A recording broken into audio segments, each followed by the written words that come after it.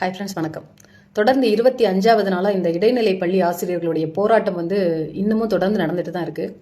இவ்வளோ கடும் குளிர்லையும் பார்த்தீங்கன்னா பொங்கல் பண்டிகை கூட செலிப்ரேட் பண்ணாமல் அவங்க ஃபேமிலியாக ரோட்டில் நின்று போராட்டம் பண்ணிட்டு இருக்காங்க. தன்னுடைய வாழ்வாதாரத்துக்கு ஏதாவது ஒரு சொல்யூஷன் கிடைக்காதா அப்படின்ற மாதிரி. 2009க்கு முன்னாடி ஜாயின் பண்ண டீச்சர்ஸ்க்கும் அதுக்கப்புறம் ஜாயின் பண்ண டீச்சர்ஸ்க்கும் 15,000லேருந்து 20,000 வரைக்கும் சேலரியில் டிஃப்ரென்ஸ் இருக்குது. அதாவது கம்மியாக கொடுக்குறாங்க. முன்னாடி ஜாயின் பண்ணவங்களுக்கு ஜாஸ்தியாகவும் அடுத்து ஜாயின் பண்ணவங்களுக்கு 15,000லேருந்து 20,000 கம்மியாகவும் கொடுத்துட்டு இருக்காங்க. சம வேலைக்கு சம ஊதியம் வேணும் அப்படின்னு சொல்லி டீச்சர்ஸ் எல்லாருமே போராட்டம் பண்ணிட்டு இருக்காங்க. அது நமக்கு தெரியும். ஒரு டீச்சர் சூசைட் ட்ரை பண்ணதும் நம்ம எல்லாருக்குமே தெரியும்.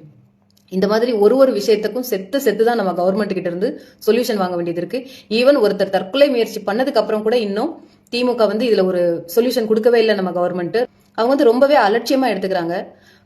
இப்ப இதுல பாதிக்கப்படுறது டீச்சர்ஸ் மட்டுமே கிடையாது, ஸ்டூடெண்ட்ஸும் தான். ஹாஃப் இயர்லி எக்ஸாம் முடிஞ்சு ஸ்கூலுக்கு வந்த நிறைய ஸ்டூடெண்ட்ஸுக்கு இப்ப பாடம் எடுக்கிறதுக்கு டீச்சர்ஸ் இல்லை. எல்லாருமே போராட்ட களத்துல இருக்கிறதுனால ஸ்டூடெண்ட்ஸோட படிப்பு இதுல பெரிதளவில் பாதிக்கப்படுது அப்படிங்கிறத கவர்மெண்ட் உற்று நோக்கணும்.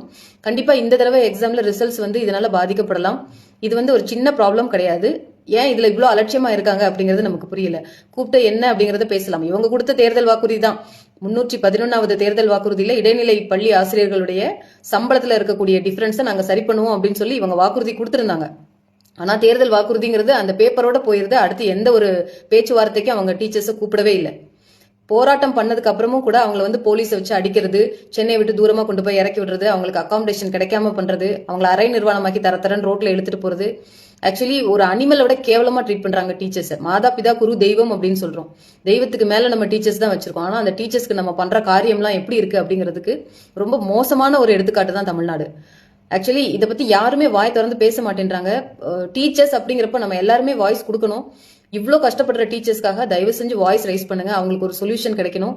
நம்மள எல்லாம் இந்த ஒரு பொசிஷன்ல நம்ம இப்ப இருக்கிறோம்னா அதுக்கு மெயின் டீச்சர்ஸ் தான் காரணம். டீச்சர்ஸ் இல்லாம நம்ம எல்லாரும் இந்த இடத்துல இப்ப இன்னைக்கு உட்காரல. ஸோ அவங்களுக்கு ஒரு கஷ்டம் அப்படிங்கிறப்ப ஈஸியா நம்ம கடந்து போகக்கூடாது. நீங்க எல்லாருமே வாய்ஸ் கொடுங்க. டிவிகேல இருக்கிற அத்தனை நண்பர்களும் சப்போர்ட் பண்ணுங்க டீச்சர்ஸ்க்கு. அவங்களுக்கு ஒரு சொல்யூஷன் கிடைக்கணும் அப்படிங்கிறதுக்காக நம்ம போராடுவோம். திமுக அரசு மேல நம்ம கடுமையான கண்டனங்களை பதிவுபடுத்துறோம் இந்த இடத்துல. தேங்க்யூ.